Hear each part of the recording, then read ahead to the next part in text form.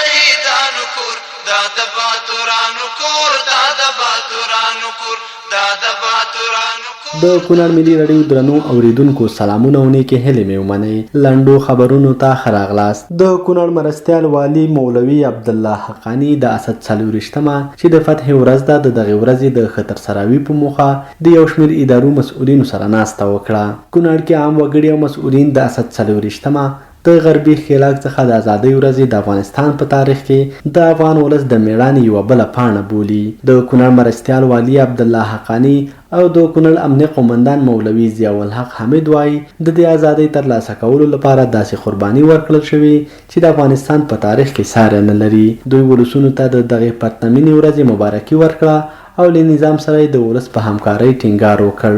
د کونړ په شیګل ولسوالۍ کې د فکري پوهنې یو ورځنی سیمینار وړاندې شو چې ګڼ شمېر ځوانانو، دیني عالمانو او قومي مشرانو پکې برخه اخیستې وه. د کونړ ولایت خاص کونړ ولسوالۍ اړوند د هجرت آباد په کیمپ کې د ماشومانو په سر د 2 کورنیو ترمنځ شخړه کې 3 تنه ټپیان شوي.